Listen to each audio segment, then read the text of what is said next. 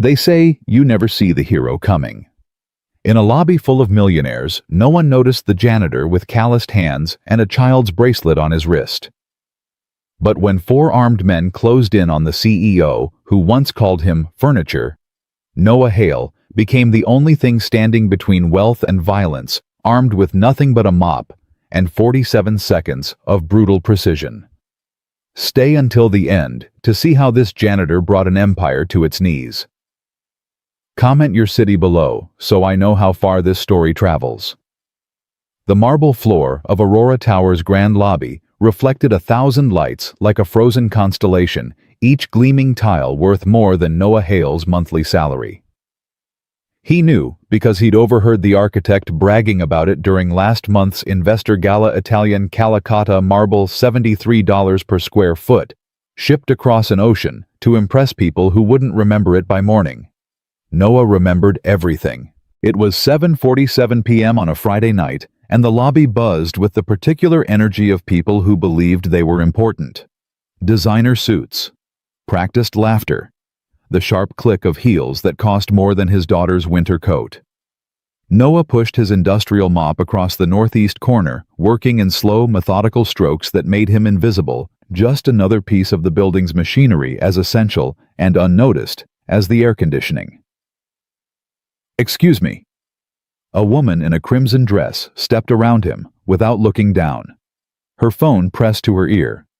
"Yes, I'm here. No, I don't see her yet. The product launch better be worth leaving the Hamptons early." Noah shifted his mop bucket 6 inches left, giving her room.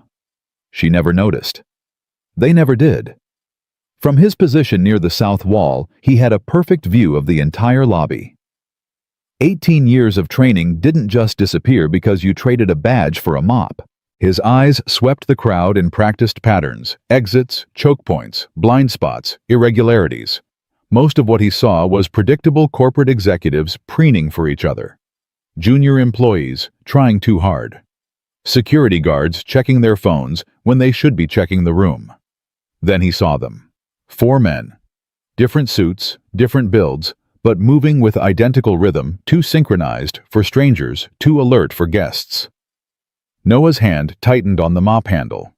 The nearest one, tall, with a slight limp, favoring his right leg, scanned the room like he was memorizing it. His colleague, shorter but broader, kept one hand near his hip where a jacket hung too heavy on one side. Noah touched the blue braided bracelet on his left wrist, worn soft from 2 years of constant wear, the letters Lily had painted in glitter nail polish, now faded but still visible. "Breathe, Daddy." He took a slow breath and kept mopping. "Clear the center aisle, please." A harried event coordinator rushed past her headset, blinking. "Ms. Vale arrives in 3 minutes, and this floor better be spotless." "Where's OU?" She barely glanced at Noah. "Make sure there are no water streaks." Last time she complained about seeing her reflection looking distorted. As if that's possible with her face. Noah said nothing. In 6 months of working nights at Aurora Tower, he'd learned that silence was its own kind of invisibility. The 4 men had separated, now taking positions at each cardinal point of the lobby. Noah calculated distances, angles, response times. The one near the east entrance kept adjusting his vendor badge. It sat crooked, probably because it wasn't his. The vendor system required biometric scans and 3 levels of approval. These men had good forgeries, but Noah had spent the last 4 weeks documenting Aurora's security failures. He knew exactly how easy it was to bypass their systems. He also knew why someone might want to. The elevator chimed the private executive car that only 2 people in the building could access. The crowd's energy shifted conversations, cutting off mid-sentence as every head turned. Vivian Vale stepped into the lobby like she owned the air itself. At 29, she was the youngest CEO in Aurora Corporation's 70-year history, a fact mentioned in every profile written about her. Tonight, she wore white, a calculated choice Noah had learned. White for purity of vision, for cutting through the noise, for standing above the mess of ordinary business. Her dark hair was pulled back severe enough to hurt diamonds at her throat, catching light like tiny stars orbiting her gravity. Vivian. A board member rushed forward. The presentation is perfect. The investors are very excited about. They should be. Vivian's voice cut through the lobby's ambient noise like a scalpel. We're about to triple our market share. Where's Marcus? I need the final numbers before I go on. Noah pushed his mop toward the center of the lobby, tracking the four men in his peripheral vision. The one with the heavy jacket had moved closer. The one with the bad vendor badge was whispering into his collar, definitely communication gear. Ms. Vale. A young assistant appeared at her elbow, tablet extended. Your speech notes, and Marcus called to say, I don't read notes, Jennifer, you know that. Vivian took the tablet anyway, scrolling with one perfectly manicured finger. And tell Marcus if he's not here in 30 seconds, he's fired. I don't pay him 6 figures to miss. She stopped mid-sentence, her heel catching on something invisible. Noah watched her stumble, watched her face flash through surprise and fury before landing on icy control. She looked down, at a tiny wet spot on the marble floor, at Noah's mop 2 feet away. Are you serious? Vivian's voice could have flash-frozen water. There's a product launch in 10 minutes, and you're creating puddles in the center of my lobby. Noah met her eyes for exactly 1 second, long enough to see she didn't recognize him, which was perfect because they'd been in the same elevator 3 times last week. Apologies, ma'am. I'll move to the perimeter. You'll move to unemployment if I see you anywhere near my guests. She turned to her assistant without waiting for a response. Jennifer, remind me why we haven't automated janitorial services. Surely technology has advanced past employing people who can't operate a basic mop. The assistant's face flushed. I'll note that for the facilities review, Ms. Vale. Vivian was already walking away, her heels clicking authority across the marble Noah had spent 3 hours making perfect. He watched her go, watched the 4 men adjust their positions to track her movement.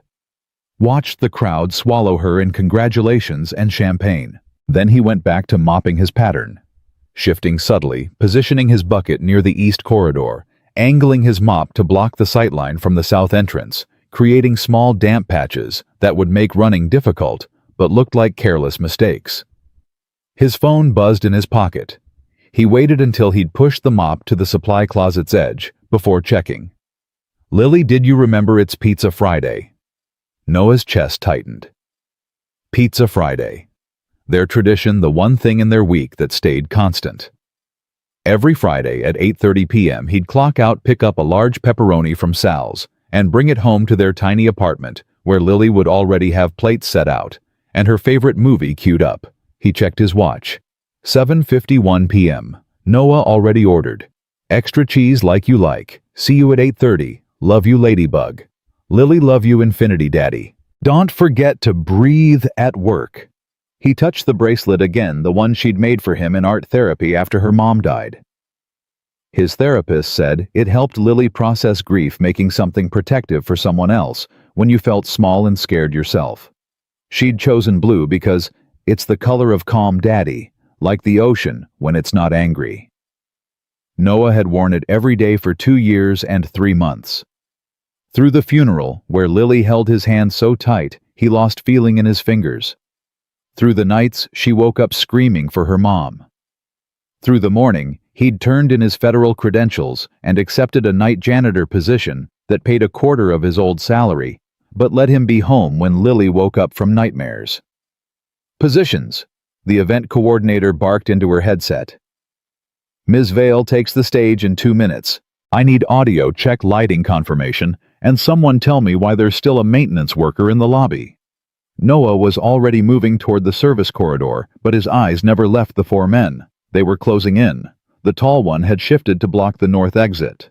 The broad one was moving toward the hallway that led to the executive elevators. The other 2 were converging on the presentation stage from opposite sides, their movements hidden by the crowd's focus on Vivian as she mounted the steps. Noah's mind ran calculations faster than conscious thought. Security was concentrated at the main entrance's standard protocol, exactly wrong for an internal threat. The nearest guard was 40 feet away, distracted by a minor altercation at the coat check. Response time from external security minimum, 90 seconds from the moment someone realized something was wrong. By then, it would be over. Vivian tapped the microphone, and the room fell into expectant silence. Good evening. 2 years ago, I told this board that Aurora Corporation needed to evolve or die. Tonight, I'm here to show you evolution. The presentation screen lit up behind her market projections, growth charts, and animation of their new product that Noah knew was based on technology they'd acquired through methods his investigation had already documented. We didn't get here by playing it safe. Vivian continued, her voice carrying the particular confidence of someone who'd never been truly challenged. We got here by making hard choices, by cutting what doesn't work, by refusing to carry dead weight. Noah saw the broad man's hand move to his hip. Everything slowed down. This was the moment, the split second, where he had to decide. Stay invisible, let events play out, maintain his cover, and complete the investigation that would bring down Aurora's entire corrupt executive structure. Or step forward, reveal himself, and save a woman who'd called him furniture 2 months ago, and dead weight 30 seconds ago. He looked down at his wrist. Breathe, Daddy. Lily's voice in his head, clear as morning. You said heroes don't have to be loud, Daddy. Sometimes heroes are just people who see something wrong and can't walk away. Noah set down his mop, wiped his hands on his uniform, and started walking toward the stage. The tall man saw him first. Their eyes met across the lobby, and Noah watched recognition flare, not of identity, but of threat. The man's hand moved inside his jacket. Excuse me. Noah's voice was quiet, conversational, pitched just loud enough to carry to the 4 men. You gentlemen planning to slip on this wet floor or planning to commit a crime? The room didn't hear him. They were focused on Vivian's presentation, on the glittering promise of profit. But the 4 men heard. They froze. Noah kept walking, his pace steady, unthreatening. 20 feet. 15. He could see the calculation in their eyes: abort or adapt, retreat or attack. The broad one made the choice for all of them. Security, he shouted, pointing at Noah. This man is disrupting the presentation. Remove him immediately. Every head turned. Vivian stopped mid-sentence, her expression shifting from confusion to recognition to disdain in the space of a heartbeat. Oh, for God's sake! Her voice dripped contempt. Security, please escort the janitor out of my event. Apparently he's confused about where staff are allowed during executive functions. The nearest security guard started toward Noah, but his training let him see what others missed: Noah's stance, the way he'd positioned himself between the 4 men and the stage, the absolute calm in his eyes. Ma'am, the guard said slowly. I think. The tall man moved. Later witnesses would argue about what happened next. Some would say Noah threw the first punch. Others would swear the attackers rushed him. The security footage, which would be analyzed by 3 separate federal agencies, would show something more nuanced. A janitor who moved like water, finding its level defensive and devastating in equal measure. The tall man lunged. Noah stepped inside the attack, caught the extended arm, and used the man's momentum to send him sliding across the marble floor Noah had made perfectly dangerously slick 3 minutes earlier. The man's head cracked against a decorative pillar with a sound like a dropped melon.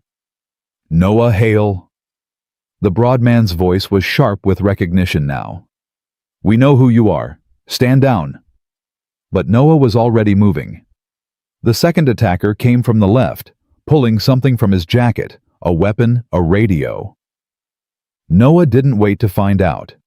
He grabbed his mop from where he'd left it, snapped it horizontal, and drove the handle into the man's solar plexus. The attacker folded like origami. Someone call the police, a guest screamed. What the hell is happening? Vivian shouted from the stage, her polished composure cracking. Security! Security! The third man tackled Noah from behind, driving them both toward the ground. Noah twisted mid-fall, catching the marble with his shoulder instead of his head, using the rotation to throw his attacker over and into the mop bucket. Soapy water exploded across the floor, turning the lobby into an ice rink. The fourth man, the one with the bad vendor badge, had reached Vivian's stage. He grabbed her arm, yanking her down from the platform. "Ms. Vale," he hissed, "you're coming with us. Your father sends his regards." And there it was. The confirmation Noah had suspected for weeks. Vivian's face went white. "My father is dead." "Your father," the man said, dragging her toward the blocked exit, "is very much alive, and very, very disappointed in how you've been running his company." Noah was on his feet, slipping slightly on his own wet floor, but using the slide to build momentum. He reached them in 3 strides, grabbed the man's wrist where it gripped Vivian's arm, and applied pressure to the nerve cluster his instructor had called the off switch. The man's hand spasmed open. Vivian stumbled backward. "Run," Noah told her. She didn't move.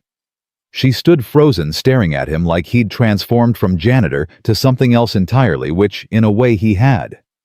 The man with the spasming hand recovered faster than Noah expected. He swung wild, caught Noah across the jaw, sent him reeling back 3 steps.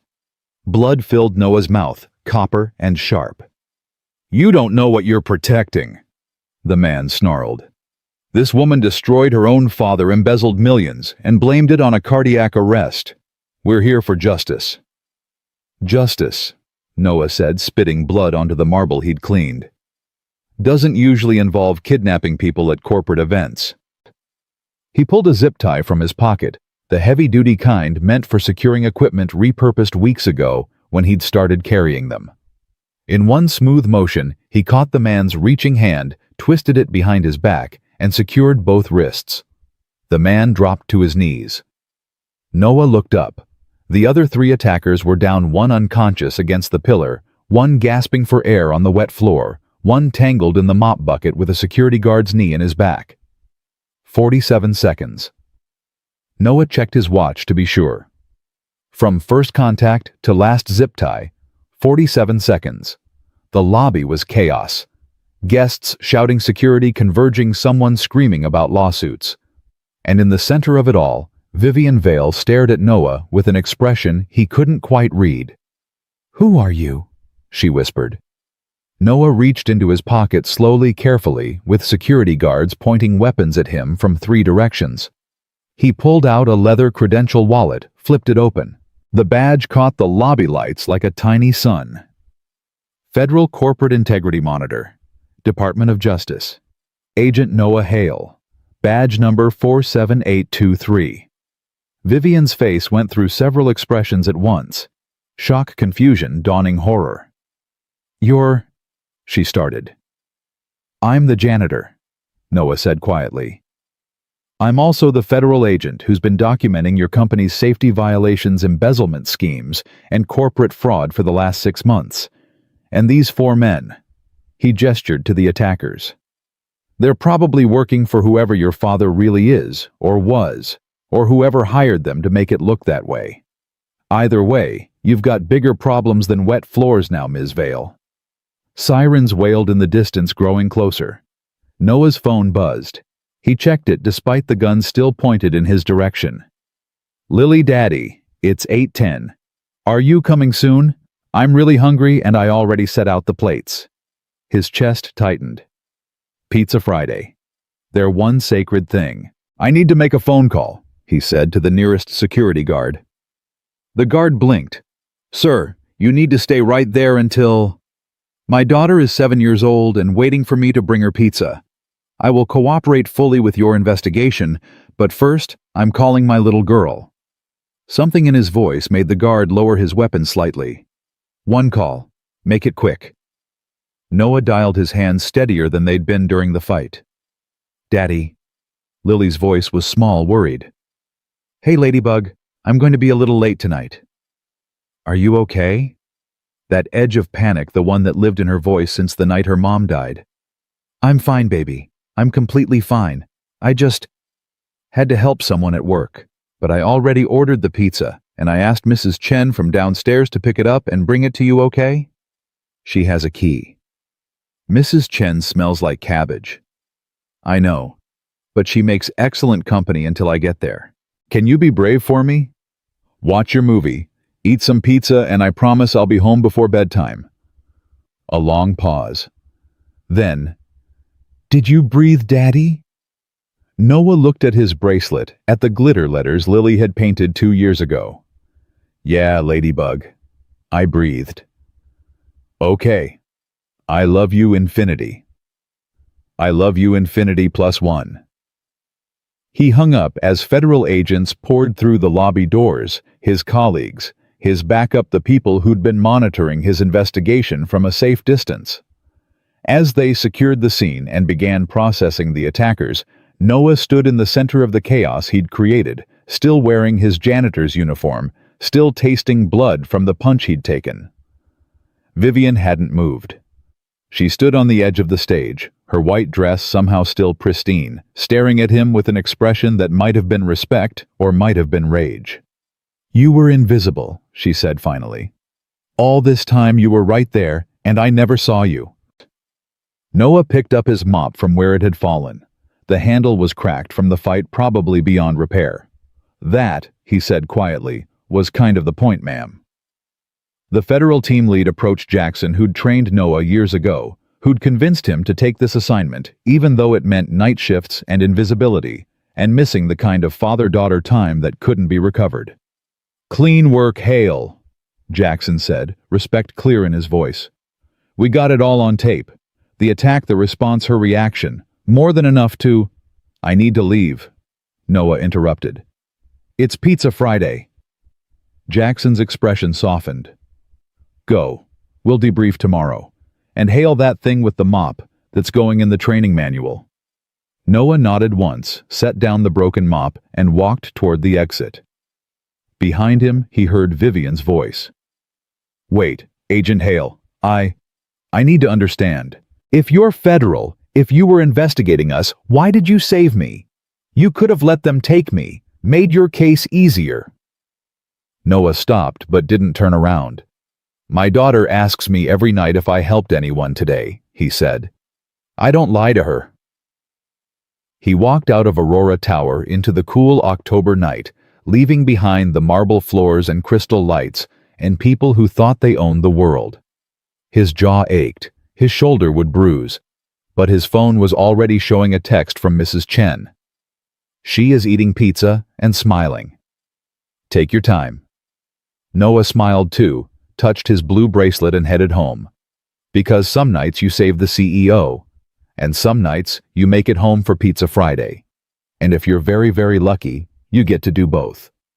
The pizza was cold by the time Noah pushed through the apartment door at 9:17 p.m., but Lily didn't seem to care. She launched herself at him from the couch, arms wrapping around his waist, with enough force to make his bruised ribs protest.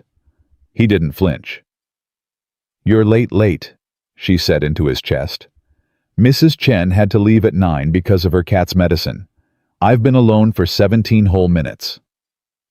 Noah kissed the top of her head, breathing in the strawberry shampoo smell that meant home more than any address ever could. "I'm sorry, Ladybug. Work was complicated tonight." She pulled back, studying his face with the unnerving intensity only 7-year-old daughters possessed. Her finger traced the air near his jaw, not quite touching. "You have a bruise. Right there. It's purple." "I bumped into a door." "Doors don't make bruises that color."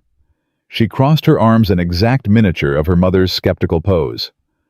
"That's a knuckle bruise. Someone hit you." Noah's throat tightened. Sarah had taught their daughter too well how to read injuries, how to spot lies, how to ask questions that cut through comfortable evasions. It was one of the things he'd loved about his wife back when she was alive, to use those skills as an ER nurse. Now it made parenting both easier and impossibly harder. "Someone did hit me," he admitted, sitting on the couch and pulling her down beside him. "But I'm okay. See, all parts still working." Lily's eyes filled with the particular shine that meant tears were close. "You said the janitoring job was safe. You promised when you quit being a policeman that the new job wouldn't have hitting." "I wasn't a policeman, I was—" He stopped. They'd had this conversation before.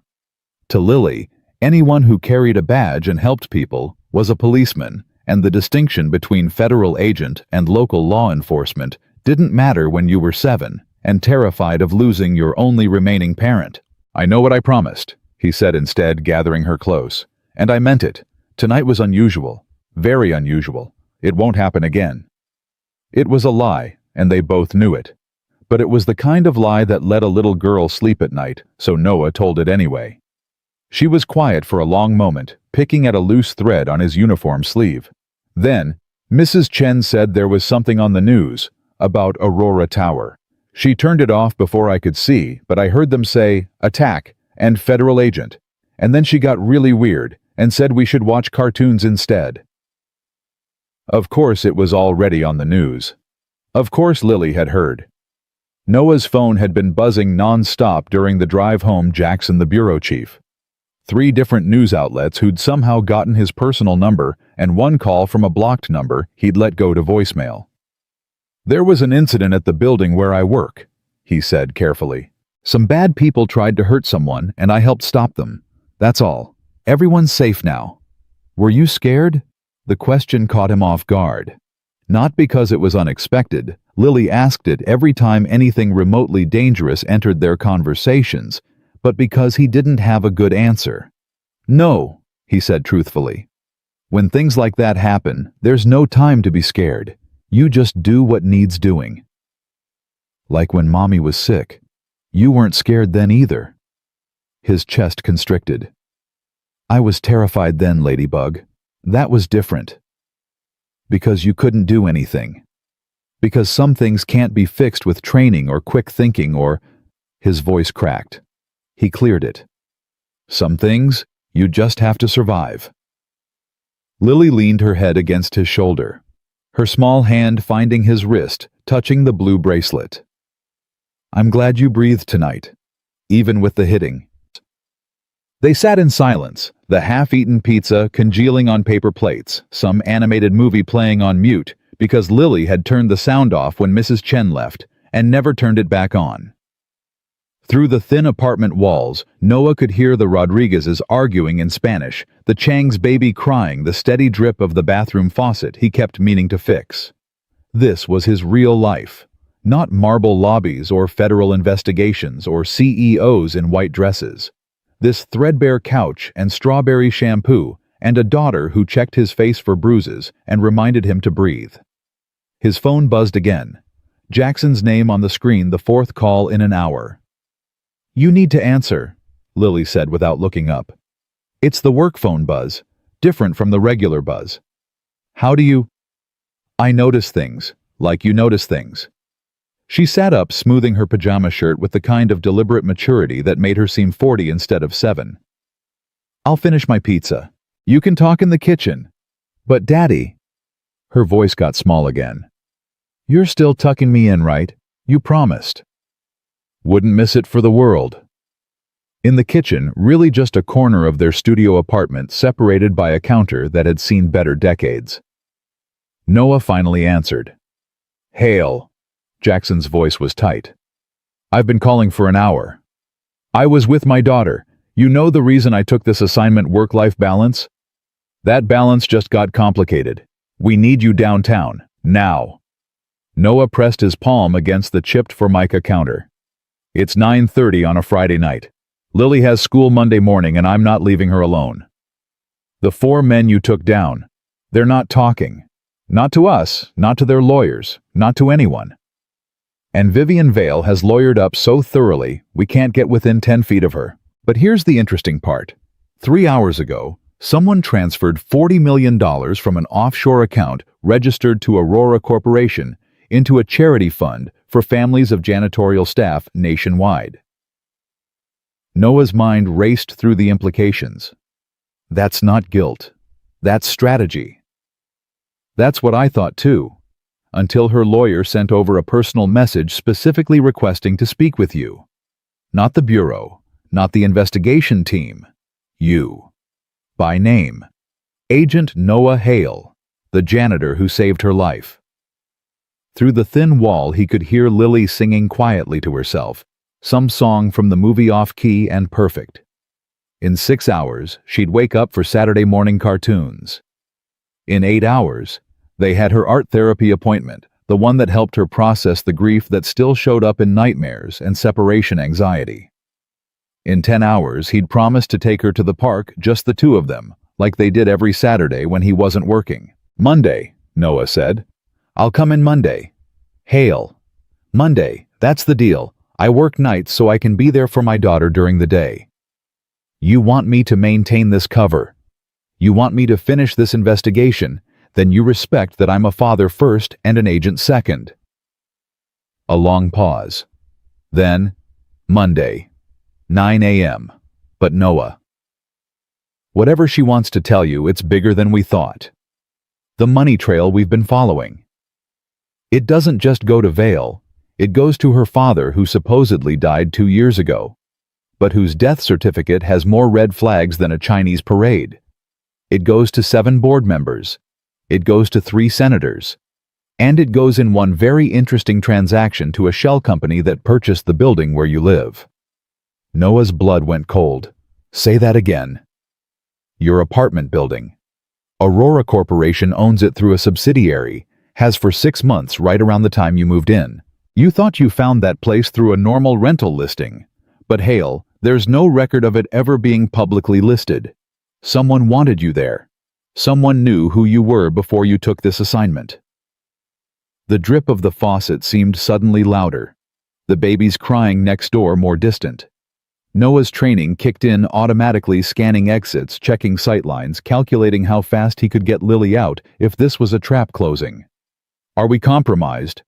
"I don't know, but I need you to come in tonight. Bring Lily if you have to. We have family rooms we can—" "No." The word came out harder than he intended.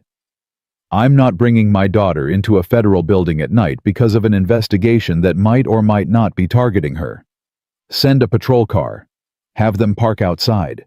But I'm not moving her again, Jackson. I'm not waking her up scared and confused and telling her we have to leave another home. We've done that enough." Because they had. 3 times in 2 years.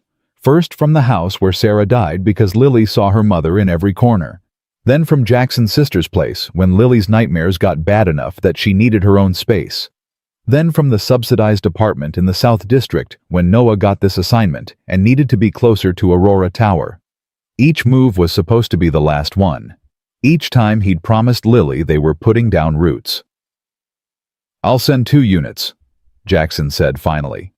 "Plainclothes, unmarked cars. And Hale, keep your weapon close tonight." Noah looked at the locked box on the top shelf of the closet, the only thing in the apartment Lily wasn't allowed to touch. His service weapon unloaded, secured, barely touched in 6 months because janitors didn't carry guns, and this investigation required him to be completely, utterly invisible. "Already planned on it," he said, and hung up. Lily was waiting on the couch, her pizza plate clean, her expression knowing. "We're in trouble." It wasn't a question. Noah sat beside her, choosing his words carefully. "We might be, I'm not sure yet, but just to be safe there are going to be some police cars outside tonight. If you look out the window, you'll see them. They're there to keep us extra safe, okay? Like bodyguards." "Exactly like bodyguards." She processed this, her small face serious. Then, "Is this because you helped that lady? The one on TV? You saw the news." "Mrs. Chen's phone. She was watching while she thought I was in the bathroom." Lily picked at the bracelet on her wrist, a newer one, bright blue with yellow stars that matched the one she'd made for Noah. "They said a janitor stopped bad guys. They said he was secretly a hero. That was you, wasn't it?" Noah pulled her close, feeling her heartbeat against his ribs, steady and trusting. "Yeah, Ladybug, that was me." "I knew it." Her voice was muffled against his chest. "You have the hero walk. Mommy used to say that. She said you walked like someone who'd run toward fires instead of away. And she loved you for it, and worried about it at the same time." His eyes burned. Sarah had said that the night before their wedding, half joking and half serious. "Your father's going to give me a heart attack one day," she'd told her mother. "He sees someone in trouble and his brain just switches off everything except help. Help, help." Your mom was a smart woman. She was. Lily pulled back, studying his face again. The lady you saved, is she nice? Or is she like the mean receptionist at my school who pretends to smile, but her eyes stay angry? Noah thought of Vivian Vale standing in the lobby, pristine and perfect, and calling him deadweight. Then he thought of her face when those men grabbed her, the fear that cracked through her carefully constructed armor. Then later her expression when he showed his badge, shock and horror, and something else he couldn't quite name. I don't know if she's nice, he said honestly, but she's complicated, and she's in trouble, and sometimes that's enough. Are you going to help her more, even though she was mean to janitors? Probably. Why? It was the kind of question only children asked, simple and impossible. Why help people who were cruel? Why risk yourself for strangers? Why choose danger when you had a daughter who needed you home? Because, Noah said slowly, if I only helped nice people, I'd be choosing who deserves safety. And that's not my job. My job is to help, period. The rest sorts itself out later. Lily considered this, her 7-year-old mind working through ethics that stumped philosophers. Finally she nodded. Okay, but you have to promise me something. What's that? When you help her more, you have to remember about Pizza Friday, and Park Saturdays, and tucking in. Because heroes have to do their jobs, but daddies have to do their jobs too. And your daddy job is more important. His throat closed completely. He managed to nod, managed to pull her into a hug that probably lasted too long, but felt like exactly enough. Deal, he whispered. Daddy job first. Always. They watched the rest of her movie in comfortable silence. Lily eventually falling asleep against his shoulder, her breathing deep and even.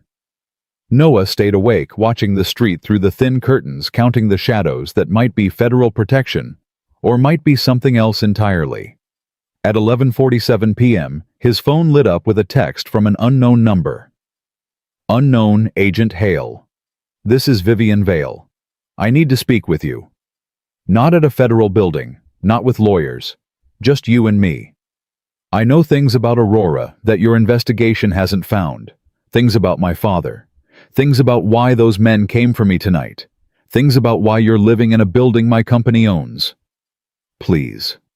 I'm not asking as a CEO. I'm asking as someone who just realized she's been blind. Noah stared at the message for a long time. Every protocol said, ignore it, report it, let the official channels handle contact with subjects under investigation. Every instinct said it was a trap or manipulation or both. But there was something in the phrasing, I know things about why you're living in a building my company owns, that made his skin prickle. He typed carefully one-handed, Lily still sleeping against his other shoulder. Noah. How did you get this number? Unknown. I'm a CEO. Getting unlisted numbers is the least impressive thing I can do. Will you meet me? Noah. When unknown tomorrow. 2 p.m. There's a coffee shop on Maple and 5th. Tiny place, no security cameras inside, run by a woman who asks no questions. I'll be alone. You can bring backup if you want, but I'm asking you to come alone. Noah. Why should I trust you? The reply came immediately. Unknown. You shouldn't. But you helped me anyway tonight. Even though I called you furniture. Even though I've spent 6 months walking past you like you were invisible. You helped because that's who you are. So I'm asking you to extend that same illogical trust one more time. Please. This is bigger than you know. And your daughter Lily, right? She deserves a father who finishes what he starts. Noah's blood turned to ice.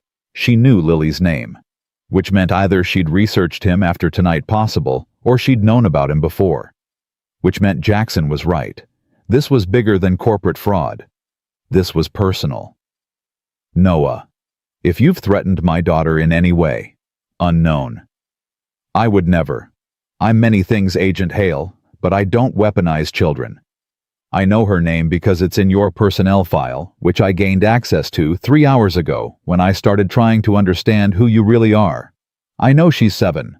I know she lost her mother 2 years ago. I know you take her to art therapy on Saturdays at 10 a.m., which is why I suggested 2 p.m., so you wouldn't have to choose between meeting me and being there for her. I'm not threatening your daughter. I'm trying to protect her, because if what I suspect is true, she's already in more danger than you realize." Noah looked down at Lily, peaceful in sleep, her hand still touching his bracelet. Outside, a car engine started one of Jackson's units, changing position.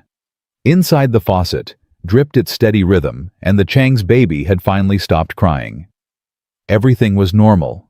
Everything was fine. Except it wasn't. Noah, 2 p.m. "But I'm armed, and I will have backup within shouting distance. And if this is a setup, if you've put my daughter at risk in any way, CEO or not, investigation or not, I will make sure you regret it." Unknown. Understood. Thank you. And Agent Hale. I'm sorry. For tonight, for the way I treated you, for all of it. I know that doesn't matter now, but I needed to say it anyway. Noah didn't respond. He locked his phone, carefully shifted Lily in his arms, and carried her to bed, the tiny alcove separated by a curtain that served as her bedroom. He tucked her in, kissed her forehead, made sure her nightlight was on, and her stuffed elephant was within reach. "Love you, Infinity Ladybug," he whispered. She stirred, slightly mumbled, "Infinity +1," and burrowed deeper under her blankets.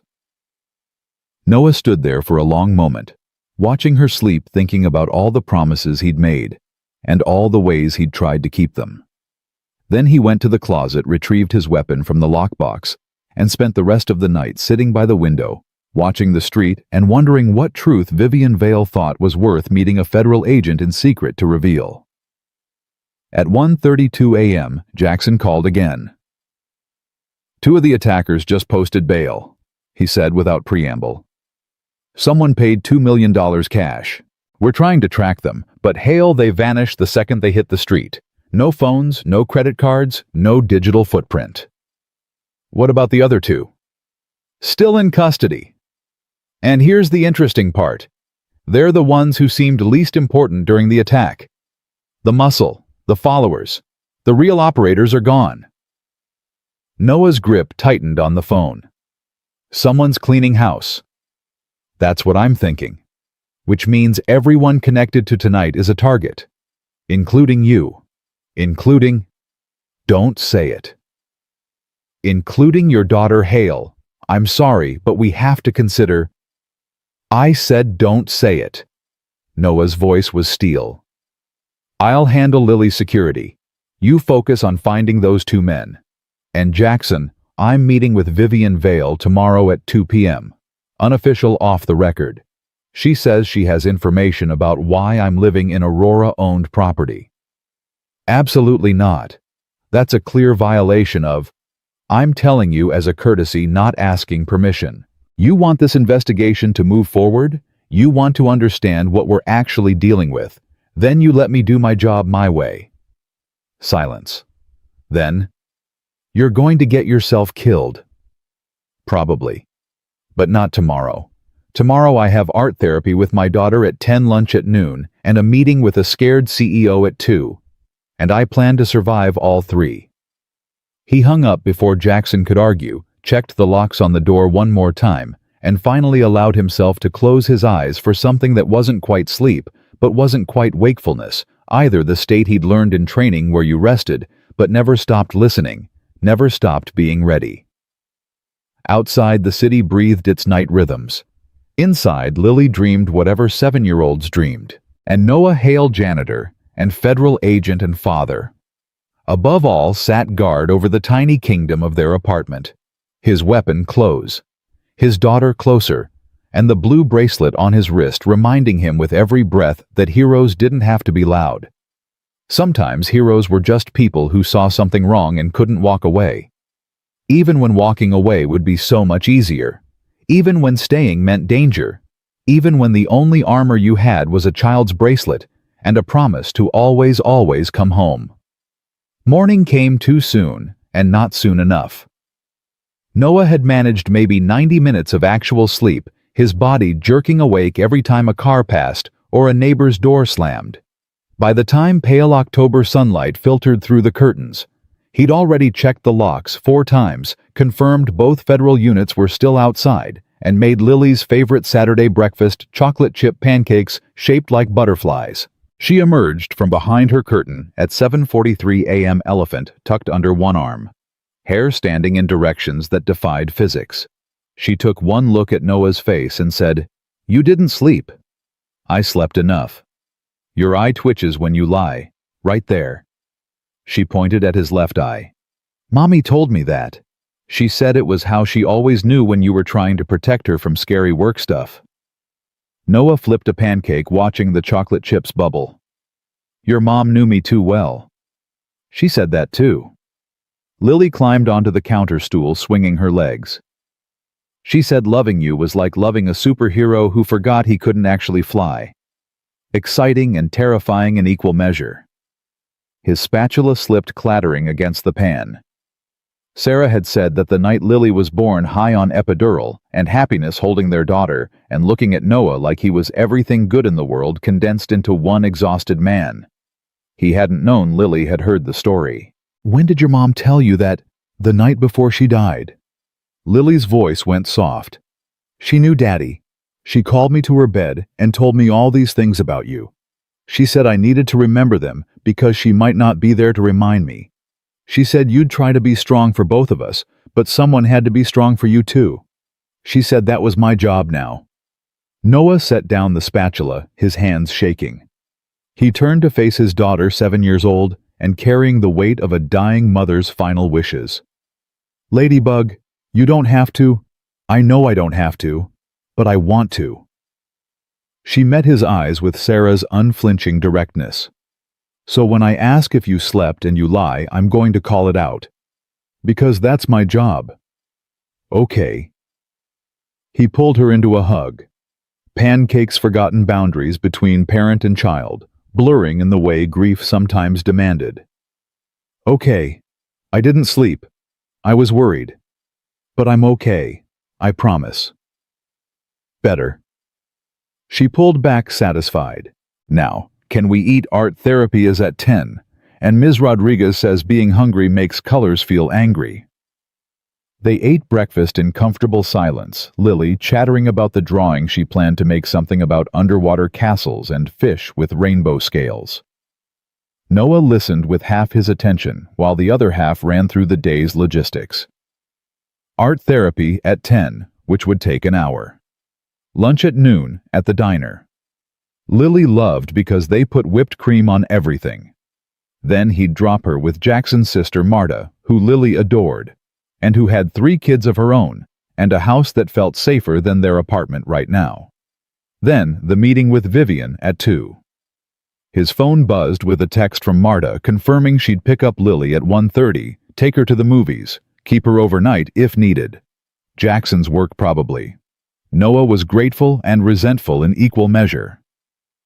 Art therapy happened in a converted brownstone on the east side, run by a woman named Ms. Rodriguez, who'd lost her own husband to cancer and understood grief in ways that couldn't be taught. Lily brightened the moment they walked through the door, already pulling out construction paper and markers. "Mr. Hale." Ms. Rodriguez gestured Noah to her office, while Lily settled at the craft table with 2 other kids. "Can we talk for a moment?" Noah's stomach tightened. "Is Lily okay?" "Lily is remarkably okay considering what she's been through. That's actually what I wanted to discuss." Ms. Rodriguez pulled out a folder, opened it to show a series of drawings. "These are from the last month. Notice anything?" Noah studied the pictures.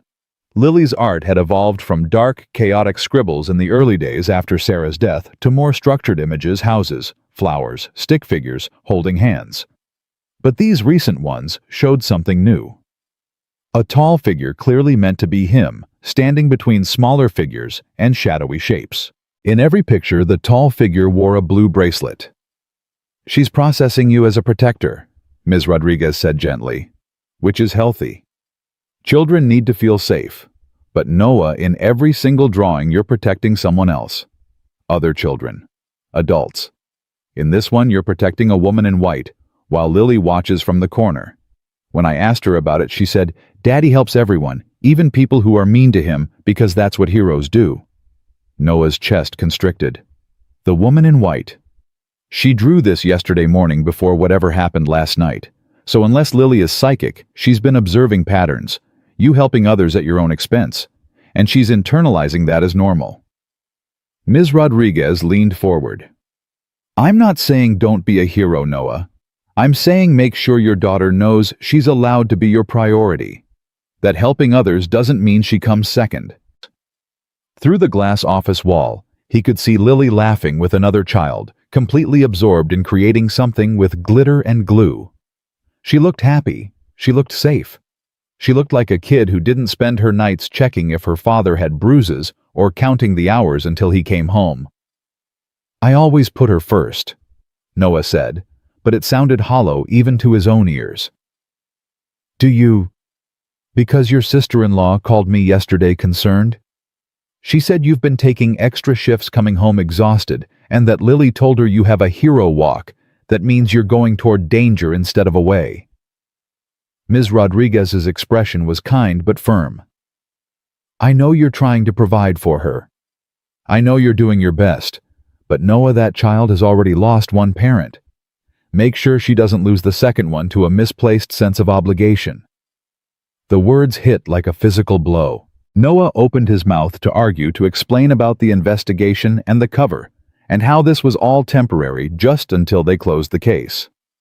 But Ms. Rodriguez had already turned back to the window, watching Lily create her underwater castle, and Noah realized with sudden clarity that nothing he said would matter as much as what he did. "I have a meeting this afternoon," he heard himself say. "Something related to work. It might be dangerous. I was going to have Marta take Lily for the night just in case." That's wise. But after this meeting, whatever happens, ask yourself if it's worth it, really worth it. Because these years with her, Noah, you don't get them back. And all the safety in the world doesn't matter if she's safe but alone. He sat in that office for another 10 minutes, watching his daughter create something beautiful from paper and glue, and wondered when protecting people had started to feel like abandoning the one person who mattered most. When the session ended, Lily presented him with her finished artwork, an elaborate underwater scene where rainbow fish swam around a castle, and in the corner, barely visible, a small figure with a blue bracelet stood on the shore watching over everything. "That's you," Lily said, pointing. "You're making sure nothing bad happens to the fish. But see, you're not in the water with them. You're on land. Because Ms. Rodriguez says protectors need to remember to protect themselves too, or they can't protect anyone." Noah knelt to her level, this wise 7-year-old, with her mother's eyes and her own hard-earned understanding of loss. "When did you get so smart?" "I've always been smart. You just worry too much to notice." She kissed his cheek, leaving a glitter mark he wouldn't discover until hours later. "Can we get milkshakes with lunch, the extra large ones?" "Absolutely." They had lunch at Murphy's Diner, where Lily ordered chicken fingers and a strawberry milkshake so large it required 2 hands to lift. She told him about school, about her friend Emma's birthday party next week, about the book report she had to write on a biography. Normal things. Safe things. Things that existed in a world where fathers didn't meet informants in secret coffee shops, and daughters didn't draw pictures of protectors who stood alone. At 1:30, Marta arrived in her minivan that smelled like Cheerios and hope. Her own 3 kids were already buckled in, and they greeted Lily with the enthusiasm of cousins who were really more like siblings. "You sure about this?" Marta asked Noah quietly, while Lily grabbed her overnight bag from his car. "Jackson called me, told me to keep her until you give the all clear. Said this might be serious." "It might be. I don't know yet. But I need to know she's somewhere safe while I figure it out." Marta studied his face with the same penetrating gaze her brother had, the kind that came from years of reading people in dangerous situations. She'd been a cop too before the kids, before she decided life was too short to spend it chasing criminals instead of raising babies. "You look like hell, Noah. When's the last time you slept more than 3 hours?" "I'm fine." "That's not what I asked."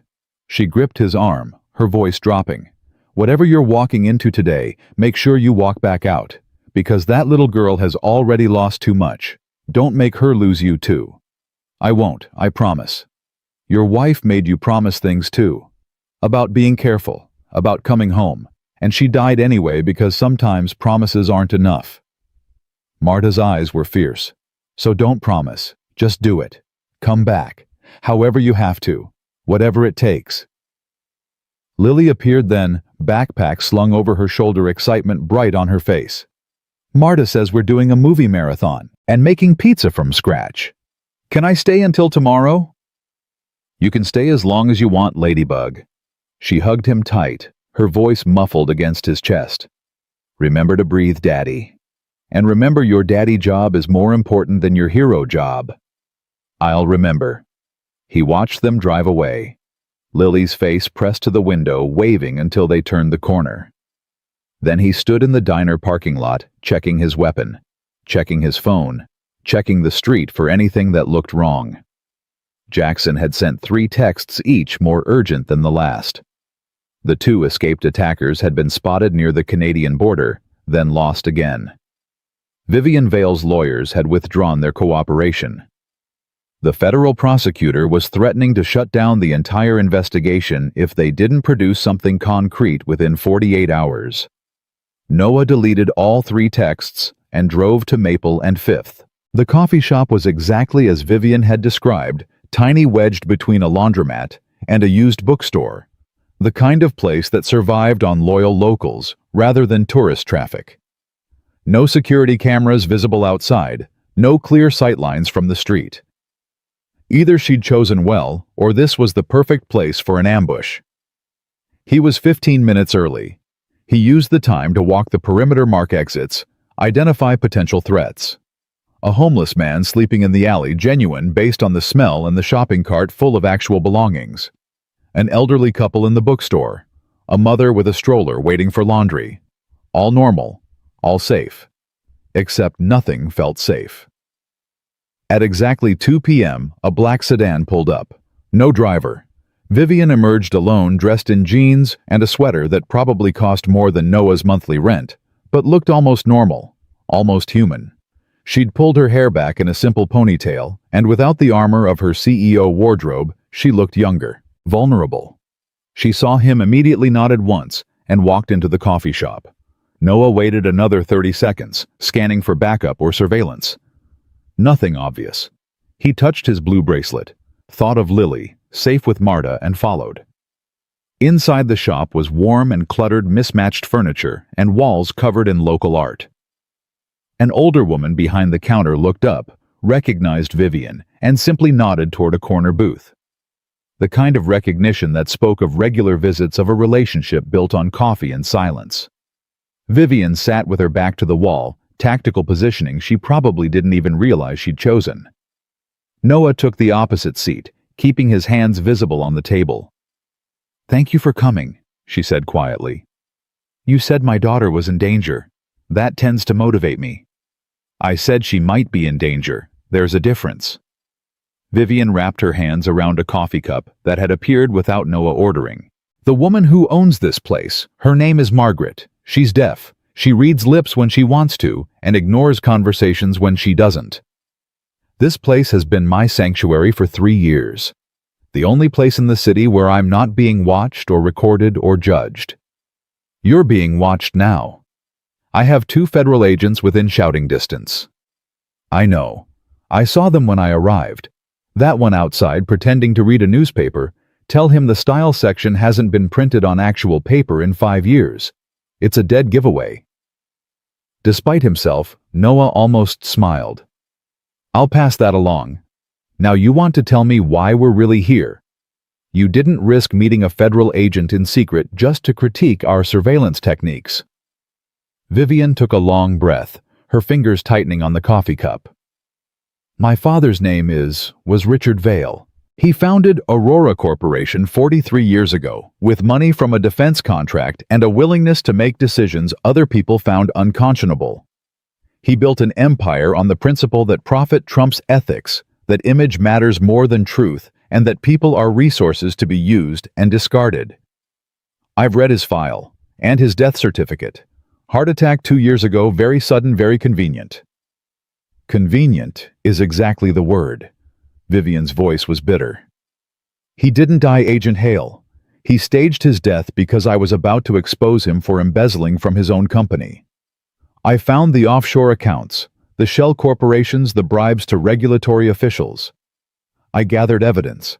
I went to the board, and my father, the man who taught me everything I know about business, looked me in the eye and said, "Sweetheart, you're thinking too small. This isn't embezzlement. This is strategy." Noah leaned forward. What happened next? I told him I was going to the authorities.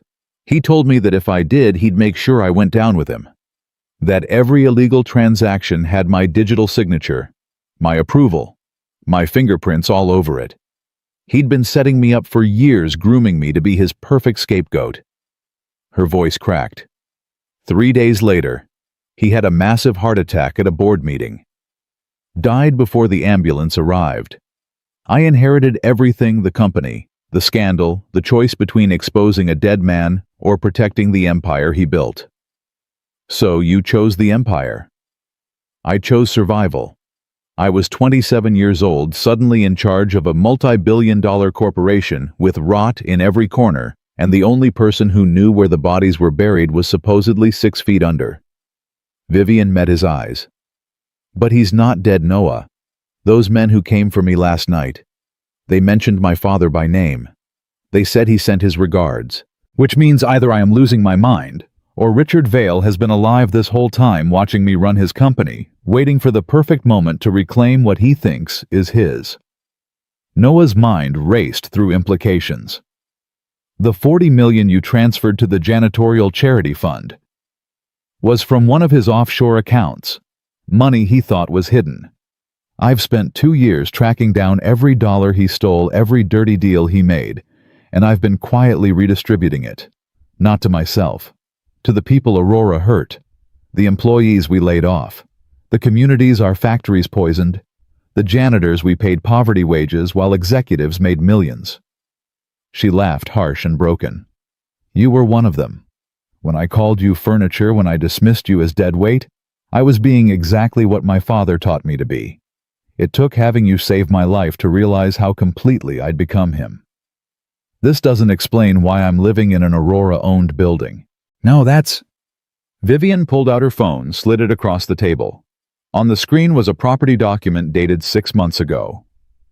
My father's signature, or a perfect forgery. He purchased the building 3 weeks before you moved in, before you took the assignment, before the federal investigation officially started. Which means either he's psychic, or someone in the federal system told him I was coming. Noah's blood turned cold. Someone on my team is dirty.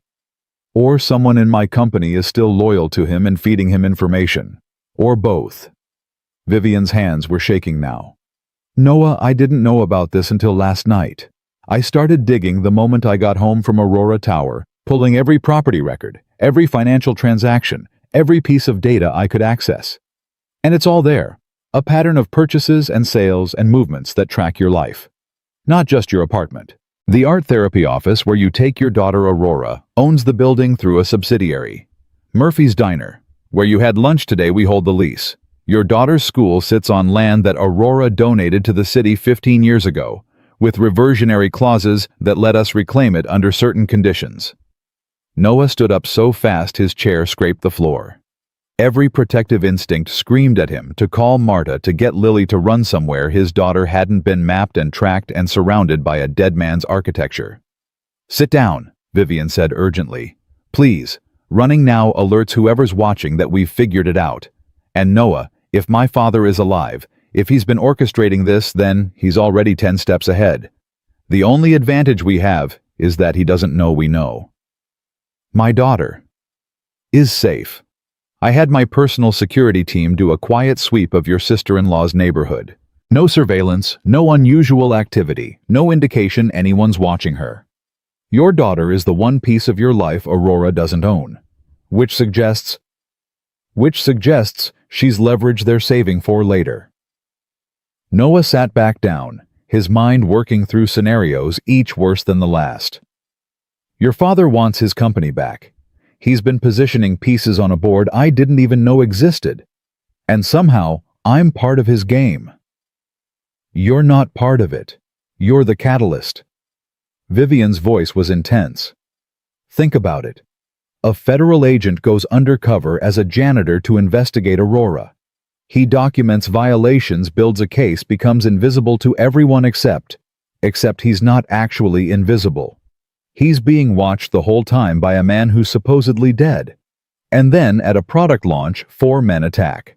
The janitor reveals himself as a federal agent. The CEO realizes she's been complicit in her father's crimes. And suddenly, everyone is exposed. Everyone is vulnerable. Everyone is exactly where he wants them. Noah's phone buzzed. Jackson. The 2 escaped attackers were found dead 20 minutes ago. Professional hits execution style, no witnesses. Whatever you're doing with Vale, finish it fast and get somewhere secure. This whole thing just went from investigation to active threat. He showed Vivian the message. She went pale. He's cleaning house. Everyone who can connect him to last night is being eliminated. Her voice was barely a whisper. Noah, I think I'm next. And I think that's exactly what he wants. Me dead, the company in chaos, and him riding in to save the day. The prodigal father returns grief-stricken over his daughter's tragic murder, ready to reclaim his legacy. Then we don't give him what he wants. Noah stopped. Through the coffee shop window, he saw a car pull up. Black sedan-tinted windows identical to the one Vivian had arrived in, except Vivian was sitting across from him. That's not your car. No, that's... Her face went white. That's my father's car. The one he drove for 20 years. I sold it after he died. How is it? The door opened. A man stepped out. 60s silver hair, expensive suit, walking with the confidence of someone who owned the ground beneath his feet. Richard Vale was very much alive, and he was walking straight toward the coffee shop, a smile on his face like a predator who'd finally cornered his prey. Noah's hand moved to his weapon before conscious thought caught up. Vivian grabbed his wrist, her grip surprisingly strong. Don't. Not here. Margaret doesn't deserve to have blood on her floors because of my family's dysfunction. Her voice was steady, but her hand trembled against his skin. And if you pull that gun, you give him exactly what he wants. Proof that I'm conspiring with federal agents, that I've betrayed the company, that everything he's about to claim is justified. He sent men to kidnap you last night. Did he? Or did he send men to create a situation where a heroic janitor would reveal himself, where I'd be vulnerable enough to reach out to that same janitor, where we'd meet in secret and confirm every paranoid theory about corruption and conspiracy? Vivian's eyes never left her father as he approached the door. My father doesn't do anything without 3 backup plans. We're living in one of them right now. The bell above the door chimed as Richard Vale entered. Margaret looked up from behind the counter, and her expression shifted recognition, distaste, and something that might have been pity, all compressed into a single glance, before she deliberately turned away, busying herself with coffee grounds that didn't need grinding. Vivian. Richard's voice was warm, paternal, completely at odds with the fear in his daughter's eyes. And you must be Agent Hale. Or should I call you Noah? We're practically family at this point, given how intimately you've become acquainted with my company's inner workings. Noah stood positioning himself between Richard and Vivian without making it obvious. Mr. Vale, you look remarkably healthy for a dead man. Death is surprisingly negotiable when you have the right resources. Richard slid into the booth uninvited, forcing Noah to either sit back down or stand there looking awkward. Noah sat, keeping his hands visible, his body angled to move fast if needed. I apologize for the theatrics last night. Those 4 men were supposed to create a credible threat, nothing more. Things got out of hand when you intervened with such, what did the security footage call it? Devastating efficiency. Quite impressive for a janitor. I'm a federal agent investigating corporate fraud. Being impressive is part of the job description. Indeed. And you've done excellent work. 6 months of documentation, hundreds of violations, cataloged enough evidence to dismantle Aurora Corporation piece by piece. Richard signaled to Margaret, who ignored him completely. He didn't seem bothered. The problem, Noah, is that you've been documenting the wrong crimes. Or rather, crimes that no longer matter because the person who committed them is legally dead. Vivian found her voice sharp and cold. You can't be serious. You staged your death, which is fraud. You're alive, which means every asset transfer, every will execution, every legal document from the past 2 years is void.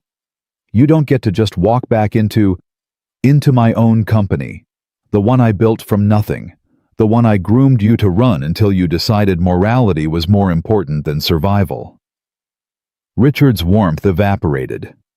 Sweetheart, I've spent 2 years watching you dismantle everything I created, redistributing my money to people who don't deserve it, implementing safety protocols that cut into profit margins, turning Aurora into a charity instead of a corporation.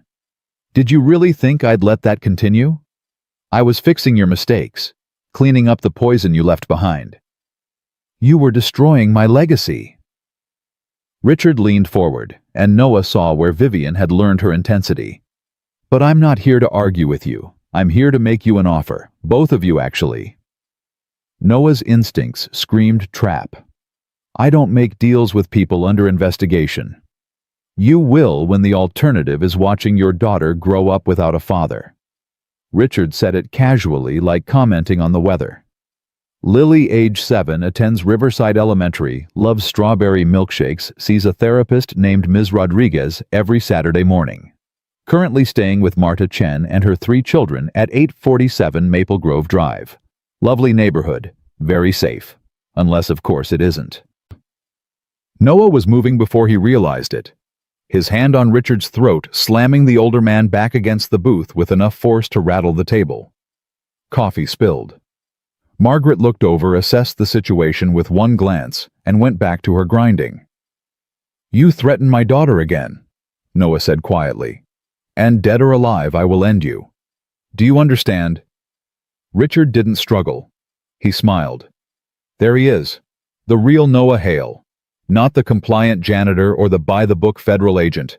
The father who'd burn down the world to keep his child safe. That's the man I need. Noah released him, stepping back. His hands shaking with rage he couldn't afford to show. Vivian had gone white, her eyes moving between her father and Noah like she was watching a car crash in slow motion. Sit down, Noah, please. Let me explain before you do something we'll all regret. Richard straightened his collar, completely unruffled. I'm not threatening Lily. I'm acknowledging reality. You're investigating Aurora, which means you've made powerful enemies. Not just me, the 7 board members whose embezzlement you've documented, the 3 senators whose bribes you've traced, the regulatory officials who've been taking payouts for years. You think any of them will let you walk away with evidence that destroys their lives? That's why I have federal protection. Federal protection? Richard laughed, bitter and sharp. Noah, do you know who authorized your undercover assignment, Assistant Director Marcus Webb? Do you know who Marcus Webb's brother is? Gerald Webb, Aurora's Chief Financial Officer, currently under investigation for tax fraud. Your protection comes from a man whose family I've owned for 15 years. How safe do you think you really are? The implications hit like a freight train. Noah thought of Jackson's messages, the timing of information leaks, the way the 2 attackers had vanished so efficiently after posting bail. If Webb was compromised, if the investigation itself was tainted from the top, then everything Noah had built for 6 months was worthless. Worse than worthless. It was a trap that had already sprung. You're lying, Noah said, but it sounded hollow. Am I call Jackson right now? Ask him who approved the safe house locations for your daughter. Ask him why those locations keep changing. Ask him if he's noticed that every time you move Lily somewhere new, someone from Webb's office gets a courtesy notification for interagency coordination. Go ahead. I'll wait. Noah's phone felt like it weighed 1,000 pounds. He pulled it out, started to dial Jackson, then stopped. Because if Richard was telling the truth, this conversation was already being monitored. And if Jackson was being kept in the dark about his own superior's corruption, then calling him now would only put him at risk too. Vivian spoke up, her voice surprisingly steady. "What do you want, Dad? You didn't come here just to gloat about how thoroughly you've compromised federal law enforcement. I came to offer a solution." Noah continues his investigation, but he redirects it. Not at Aurora Corporation, but at the real corruption, the regulatory capture, the political bribes, the systemic rot that goes far beyond one company. He has the access, the cover, the perfect position to gather evidence on people who actually deserve to burn. In exchange, I ensure Lily's safety, not through threats, but through genuine protection. The same resources I've used to track your lives can be used to shield them. And what do you get out of this? Noah's voice was ice. I get my company back. Vivian steps down, cites health reasons or family priorities, and I return from my unfortunate misdiagnosis of death. The board welcomes back their founder. Aurora continues operating as it always has. And everyone wins. Except the people your company hurts. The workers you exploit. The communities you poison. Noah leaned forward. You're asking me to ignore everything I've spent 6 months documenting in exchange for protection I shouldn't need if you weren't threatening me in the first place. That's not a deal. That's extortion. It's survival, and it's better than the alternative. Richard's expression hardened. Option 2 is that I release documentation showing Vivian has been embezzling from Aurora for 2 years. Her digital signatures on every illegal transaction I ever made, all authenticated, all damning. She goes to prison. You lose your investigation because your primary witness is discredited. And Lily, well, Lily grows up visiting her father in witness protection, always moving, always hiding, never safe, because you insisted on being a hero instead of being smart. Vivian made a sound like she'd been punched. You'd really do that? Send your own daughter to prison for crimes you committed? I'd do whatever necessary to protect what I built. You know that. I taught you that.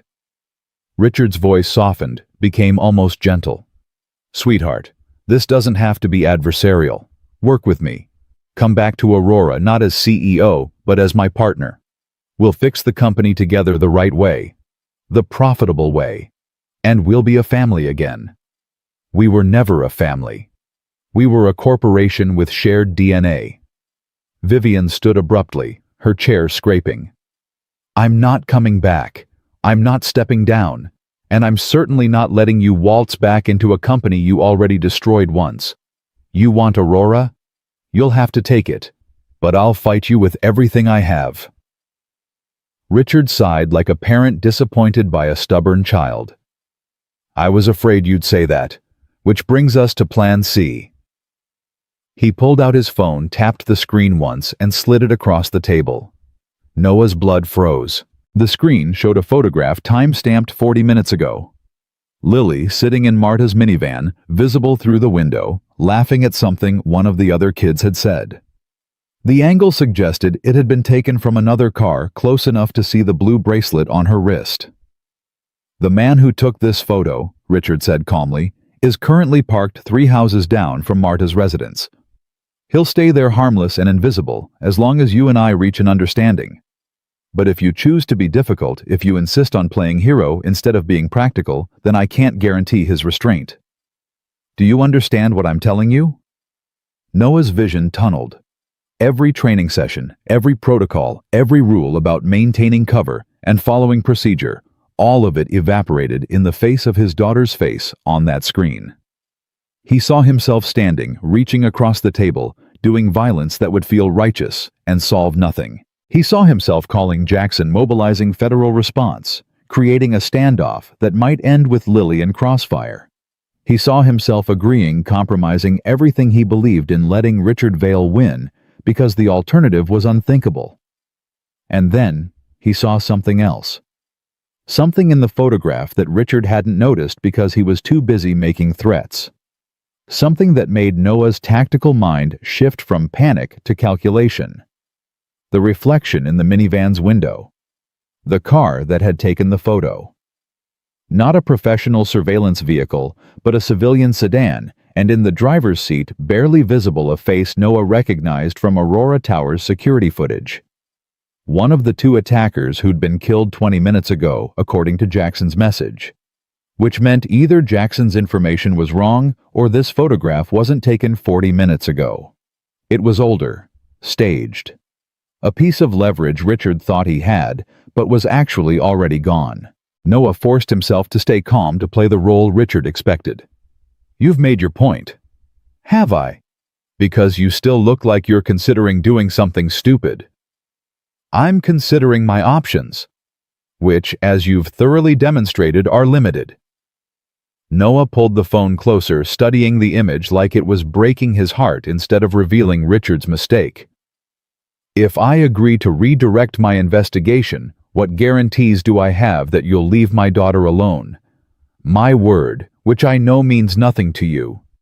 But also the practical reality that harming Lily gains me nothing and costs me everything. You're more useful cooperative than vengeful. I'm not a monster, Noah. I'm a businessman. I don't make unprofitable decisions. Staging your own death seems pretty unprofitable. It bought me 2 years of freedom from regulatory scrutiny while I repositioned assets and prepared for this exact moment. That's not unprofitable. That's strategic. Richard stood smoothing his suit. I'll give you 24 hours to decide. Redirect the investigation, help me reclaim Aurora, and ensure your daughter grows up safe. Or refuse and watch everything you love crumble. Choose wisely, Agent Hale. Choose like a father instead of a hero. He walked out without waiting for a response, the bell chiming his departure. Through the window, Noah watched him get back into the black sedan and drive away confident and controlled and completely unaware he'd just made a critical mistake. Vivian was shaking. We have to call the police, the FBI, someone who can what arrest a dead man, protect my daughter from someone who's already compromised federal oversight. Noah pulled out his phone not to call Jackson, but to text him a coded message they'd established months ago for emergencies. 3 words that meant, situation critical, need secure line, assume all communications monitored. The response came back in seconds. A phone number Noah didn't recognize, and instructions to use a burner phone from a specific location. We need to move, Noah said, standing. Your father thinks he's won because he's always 3 steps ahead, but he just showed me something he didn't mean to show. Those 2 attackers Jackson said were killed. One of them took this photo, which means either they're not really dead, or this photo is old, or your father is working with information that's already outdated. Vivian's eyes widened. The timestamp. You think it's fake? I think your father is very good at creating illusions. But illusions have holes if you know where to look. Noah headed for the door, Vivian closed behind. Margaret caught his eye from behind the counter, made a subtle gesture pointing at her ear, then at the table where they'd been sitting. The booth was bugged. Of course it was. Richard Vale didn't leave anything to chance, which meant every word they'd said, every plan they might make was already compromised. Outside, the federal agents Jackson had positioned were gone. The newspaper reader, the bookstore browser, both vanished, either pulled for another assignment or removed by someone with enough authority to override protection details. Noah's mind raced through scenarios, each darker than the last. If Webb was dirty, if the investigation was compromised from the top, if Richard had the resources to monitor everything they did, then traditional channels were useless. They needed something Richard couldn't predict, couldn't control, couldn't buy his way around. They needed the one thing Richard Vale had spent 2 years dismissing as irrelevant. They needed the janitors. I have an idea, Noah said, pulling Vivian toward his car. But you're going to have to trust me. And you're going to have to do something you've never done before. What's that? You're going to have to see the people you've been walking past for 3 years. The cleaning staff, the maintenance workers, the security guards who work night shifts for minimum wage. You're going to have to treat them like human beings instead of furniture. Think you can do that? Vivian's face flushed shame and determination mixing. After last night, after watching you take down 4 men with a mop while I stood there useless, yes, I can do that. What do you need? I need you to call an emergency board meeting for tomorrow morning. Tell them you're making a major announcement about Aurora's future. Get every corrupt executive in one room. Can you do that? Yes. But if my father finds out... He will find out. That's the point. He'll think you're capitulating, preparing to step down like he demanded. He'll come to that meeting expecting victory. What he won't expect is what happens next. Noah drove while explaining his plan, watching the rearview mirror for tails, taking random turns to shake any surveillance. Vivian listened, her expression shifting from confusion to understanding, to something that might have been hope. "That's insane," she said when he finished. "It'll never work. It worked last night when I stopped 4 armed men with cleaning supplies. Your father thinks in terms of money and power and traditional leverage. He doesn't think about the army of invisible people who keep his buildings running, who hear everything, who see everything, who've been documenting his crimes without realizing that's what they were doing." "The janitors," Vivian said slowly. "You've been recruiting them." "Not recruiting. Befriending, learning their stories, earning their trust. 6 months of night shifts taught me something your father never learned. Invisible doesn't mean powerless. It just means people aren't paying attention. And when people are not paying attention, you can build something right under their noses." He drove to an electronics store in a neighborhood Richard Vale would never think to monitor, purchased 3 burner phones with cash, and called Jackson from the parking lot. Jackson answered on the first ring. "Tell me you're somewhere safe." "Define safe. Richard Vale is alive. He's compromised, Assistant Director Webb, and he has photographs of my daughter that may or may not be current. Other than that, everything's fine." A long pause. Then, "Webb signed off on your protection detail being pulled 20 minutes ago. Said there was a credible threat elsewhere that required reassignment. I questioned it, got told to follow orders." "Noah, if Webb is dirty, then this whole investigation is exactly where I need it to be." Jackson listened carefully. "Tomorrow morning, Vivian Vale is calling an emergency board meeting. I need you to get federal marshals positioned outside Aurora Tower, but not inside. Nobody enters the building until I give the signal. Can you do that without Webb knowing?" "What are you planning?" "I'm planning to give Richard Vale exactly what he wants. A public confrontation with his daughter, a moment of triumph, a return to power. What he's going to get instead is 47 janitors with 6 months of documented evidence testimony from employees he thought were too scared to talk, and a CEO who just learned what it means to actually see the people she's been ignoring." Jackson was quiet for a long moment. "That's the stupidest plan I've ever heard." "Good. Then Richard won't see it coming either. And Lily, I need you to personally verify her safety, not through official channels. Go to Marta's house yourself. Visually confirm she's okay. Then stay there until this is over. I trust you, Jackson. I don't trust anyone else right now.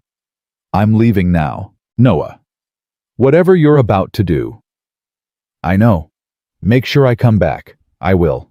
I promised my daughter." He hung up, looked at Vivian, saw his own fear reflected in her eyes. "Last chance to walk away. Go into witness protection. Let the system handle this, save yourself. My father spent my whole life teaching me that people are disposable, that empathy is weakness, that the only thing that matters is winning." Vivian's voice was steady now, certain. "Last night I watched a janitor I'd dismissed as furniture risk his life to save mine. Not because I deserved it, not because I'd earned it, but because that's who he is. So no, Agent Hale. I'm not walking away. I'm going to finish what you started. And I'm going to make sure every person my father hurt, every worker he exploited, every janitor he rendered invisible, I'm going to make sure they're seen." Noah nodded, once started the car and drove toward tomorrow's confrontation, touching the blue bracelet on his wrist and thinking of Lily safe with Marta, of promises he'd made of heroes who didn't have to be loud. Because sometimes revolutions didn't start with violence or power or money. Sometimes they started with invisible people who'd been watching all along, waiting for someone to finally ask them what they'd seen. Sunday night, Noah didn't sleep at all. He spent the hours between midnight and dawn making phone calls to people whose numbers he'd collected over 6 months of night shifts. Maria from the third floor, who cleaned executive offices and had 3 kids in college. Carlos, who maintained the HVAC systems and noticed everything because nobody ever looked up. Jennifer, who worked the loading docks and kept meticulous records of every delivery, every discrepancy, every moment when Aurora's official records didn't match reality. 47 janitors, maintenance workers, and night staff. 47 people who'd been invisible so long they'd become experts at seeing without being seen. By the time pale Monday morning light crept through his apartment windows, Noah had commitments from 43 of them. The other 4 were too scared, and he didn't blame them. What he was asking required courage that shouldn't be necessary just to tell the truth. At 6:47 a.m., his phone rang. Jackson. She's safe.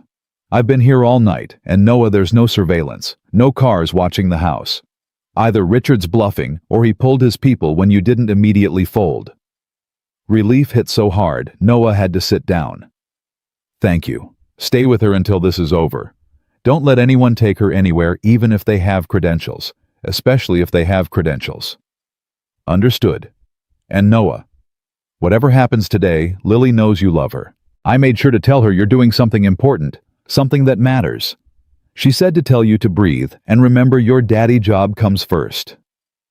Noah touched the blue bracelet worn soft from 2 years of constant wear. Tell her I'll be home tonight. Tell her we're having pizza even though it's Monday. Tell her...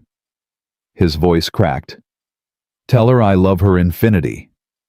Infinity plus 1. She already told me the script. Jackson's voice gentled. Come back, Noah. That little girl has already lost enough. The line went dead. Noah stood in his empty apartment surrounded by the simple geometry of a life built on love and loss, and promises he'd somehow managed to keep. Then he put on his janitor's uniform one last time, checked his weapon, and drove to Aurora Tower. The lobby was already buzzing when he arrived at 8:15 a.m. Board members in expensive suits, assistants, carrying tablets, and coffee security guards positioned at every entrance. Vivian had done her job. The emergency meeting was on, and everyone who mattered was coming, including Noah, suspected a dead man who was very much alive. He entered through the service entrance like he had for 6 months, nodded to the security guard who barely glanced at him, and took the freight elevator to the basement level, where the real work of Aurora Tower happened. The break room was crowded, more crowded than he'd ever seen it at this hour. Maria saw him first. She was 63 years old, had worked at Aurora for 27 years, and had raised 4 kids on a janitor's salary because her husband died young and life didn't give her better options. She stood when Noah entered, and 42 other people stood with her. We're here, she said simply. Like you asked. But Noah, if this goes wrong... If it goes wrong, I take full responsibility. You were following supervisor instructions. That's all anyone needs to know. But it won't go wrong, because for the first time in this building's history, people are going to see you, really see you, and once they do, everything changes. Carlos stepped forward, a thick folder in his hands. Maintenance records going back 5 years. Every safety violation that was reported and ignored. Every repair that was deferred to save money. Every corner that was cut because Aurora's executives decided profit mattered more than people's lives. Jennifer added her own stack of documents. Shipping manifests that don't match purchase orders. Deliveries of equipment that never made it to inventory. Waste disposal that violated every environmental regulation but was covered up with falsified reports. It's all here. One by one, 43 people presented the evidence of their invisible observations. Security camera footage that showed executives conducting deals they'd later deny. Email printouts from office computers that cleaning staff weren't supposed to notice but couldn't help seeing. Photographs of documents left carelessly on desks at night when the only people around were the ones nobody looked at. 6 months of Noah asking questions and building trust had created an archive of truth that no amount of Richard Vale's money or influence could erase. The meeting starts at 9, Noah said, checking his watch. Vivian will be presenting her vision for Aurora's future. About 15 minutes in, Richard Vale is going to make his dramatic entrance. When he does, I need you all in position. You're not hiding anymore. You're not invisible. You're witnesses. And when I give the signal, you're going to show this board exactly what their company looks like from the perspective of people they've been walking past for years. A younger woman in the back, Sarah, who'd started working nights 6 months ago to pay for her mother's cancer treatment, raised her hand tentatively. What if they don't listen? What if they just see us as janitors trying to cause trouble? Then we make them listen. Vivian's voice came from the doorway. She stood there in a simple black suit, her hair pulled back, no jewelry, except a small pin on her lapel, the Aurora Tower employee badge she'd never worn before. Because I'm not just presenting a vision today, I'm presenting the truth. And the truth is that this company has been built on your backs while pretending you don't exist. That ends now. The room went silent. These were people who'd cleaned Vivian's office, who'd seen her dismiss them or ignore them or treat them like equipment for 3 years. The skepticism was thick enough to touch. Maria spoke up, her voice careful. Ms. Vale, with respect, we've heard promises before. Every new executive says they care about workers. Then quarterly earnings come in and suddenly we're operational expenses that need cutting. I know, and I've been one of those executives. Vivian stepped fully into the room, and Noah saw the effort it cost her to meet 43 pairs of eyes that had every reason to distrust her. 6 months ago, if someone had asked me to describe Aurora Corporation, I would have talked about market share and innovation and competitive advantages. I wouldn't have mentioned any of you. Not because you weren't important, but because I'd been trained not to see you.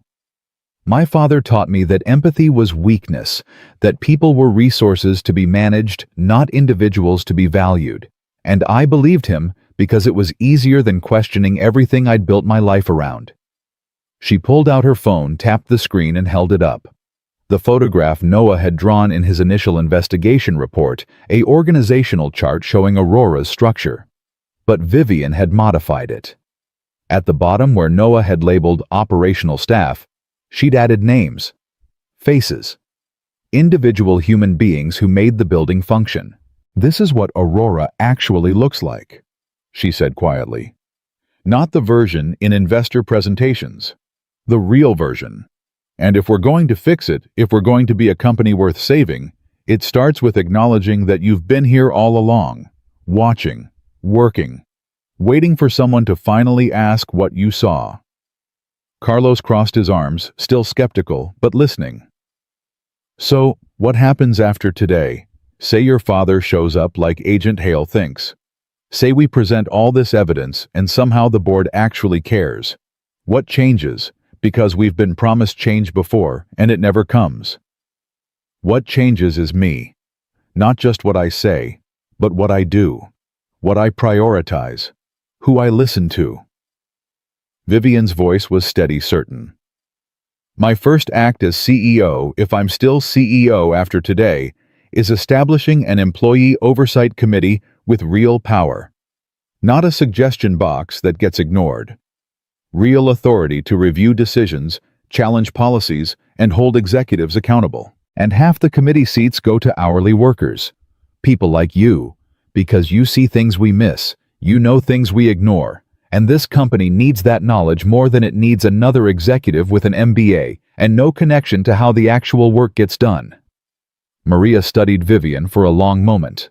Then she looked at Noah, who nodded slightly. The decision was theirs to make. All right, Maria said finally. We'll stand with you. But Ms. Vale, if this is a performance, if you're just using us to win some power struggle with your father, and then everything goes back to normal, we'll know, and we'll remember. And there are 43 of us who clean your offices, who maintain your systems, who have access to every corner of this building. You don't want us as enemies. No, Vivian agreed. I don't, which is why I'm asking you to be partners instead.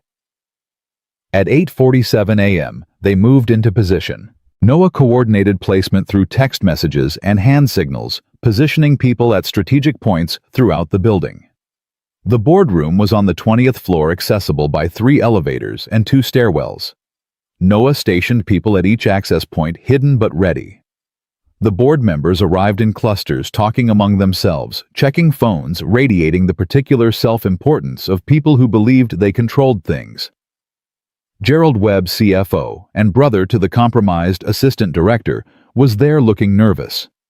3 senators who'd taken Aurora money showed up despite this being technically a private corporate matter. The investors, the executives, the lawyers. All the people who'd benefited from Richard Vail's original corruption and Vivian's subsequent cover-up. At exactly 9:00 a.m., Vivian called the meeting to order.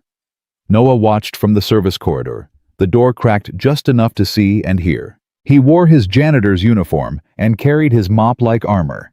The blue bracelet on his wrist caught the fluorescent light. "Thank you all for coming on short notice." Vivian began, standing at the head of the table with the kind of controlled composure Noah recognized from 6 months of observation.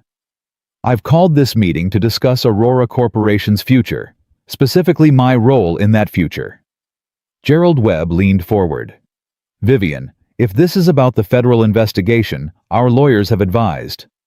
This isn't about the federal investigation. This is about something more fundamental. This is about who we are as a company and who we're going to be." Vivian pulled up a presentation, and Noah recognized the slides he'd helped her prepare last night. "For 3 years, I've run Aurora according to principles my father taught me. Profit above all else, efficiency over ethics, results regardless of cost. Those principles built an empire. They also built a company that's currently under federal investigation for fraud, safety violations, and systematic exploitation of vulnerable workers. That investigation is based on flawed," one of the senators started. "That investigation is based on 6 months of meticulous documentation by a federal agent who worked in this building as a janitor, who saw everything we thought was hidden, who documented everything we thought was protected." Vivian's voice was steel. "And before any of you try to dismiss his findings or discredit his methods, you should know he's not alone. He's never been alone." Noah's phone buzzed. Jackson's text: "Federal marshals in position outside. Building is surrounded. No one gets in or out without authorization." Webb tried to pull them. "I went over his head to the director. You've got full support." At 9:14 a.m., the main elevator chimed. The doors opened, and Richard Vail stepped out like he owned the building, which technically he had for 43 years before staging his own death. The boardroom went silent. Several people stood. One senator actually gasped. Gerald Webb's face went white. "Ladies and gentlemen," Richard said warmly, walking into the room like he'd never left. "I apologize for the dramatic entrance. Reports of my death were, as they say, greatly exaggerated. I'm here to discuss Aurora's leadership transition and my return to the position I never should have left." Vivian didn't move. "You're not welcome here." "Sweetheart, I built this company. I'm always welcome." Richard took the seat at the head of the table, forcing Vivian to either fight for it or step aside. She stepped aside, and Noah saw the strategy: let him think he's winning. "Now I know this is shocking, but I assure you, everything was done legally. My death was a medical error, a misdiagnosis that I've spent 2 years correcting. During that time, I've watched my daughter run Aurora with admirable dedication but fundamental misunderstanding of what makes a corporation successful. That ends today." "Does it?" Vivian's voice was calm. "Because I don't think you understand what's actually happening here." "I understand perfectly. You're going to step down gracefully, citing personal reasons, or family obligations, or whatever story we agree on. I'm going to resume leadership. The board is going to welcome me back because they remember what Aurora was like when I ran it, profitable, powerful, and unburdened by sentimental notions about worker welfare." Noah gave the signal. A simple text: "Now." The doors opened. All of them. Every entrance to the boardroom, every service door, every corridor that the board members had never noticed, because they led to places where janitors and maintenance workers existed. 43 people walked in carrying folders and tablets and evidence. They filled the room's perimeter, standing quiet and dignified, making themselves visible for the first time in their careers. Richard's expression flickered confusion, irritation, then dismissal. "Security, please remove these unauthorized persons from—" "They're not unauthorized," Vivian interrupted. "They're employees. They work here. They've worked here for years while you and I walked past them like they were furniture. And today, they're going to tell you what Aurora Corporation actually looks like from the perspective of people who keep it running." Maria stepped forward, first opening her folder. "My name is Maria Santos. I've cleaned executive offices at Aurora for 27 years. In that time, I've seen 7 CEOs, 12 restructurings, and countless promises about improving worker conditions. I've also seen this." She pulled out a photograph. Executives celebrating record profits with champagne that cost more than her monthly salary, while her own pay had been frozen for 6 years.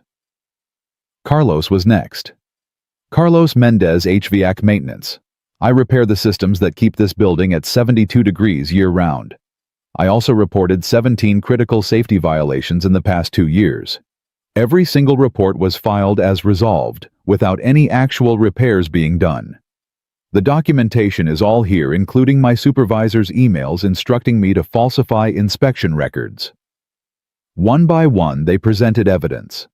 Not as victims seeking sympathy, but as professionals providing data.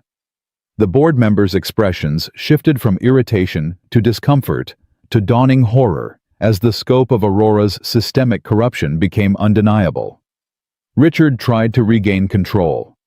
"This is a coup orchestrated by a federal agent who infiltrated our company under false pretenses. None of this evidence is admissible in any legitimate federal agent."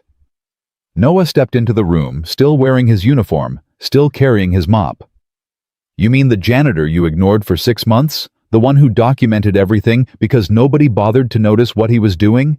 That federal agent?" Richard's face went through several expressions before settling on cold fury. "Noah Hale, I should have known you'd try something dramatic. Where's your backup? Where's the cavalry you think is coming to save the day?" "They're already here, 43 people you never bothered to see. Federal marshals surrounding the building. And evidence that doesn't need a courtroom to be devastating, it just needs an audience willing to look."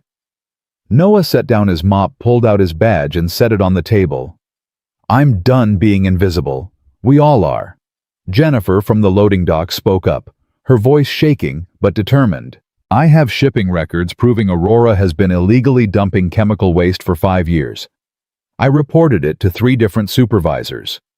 Each time I was told to keep quiet or lose my job.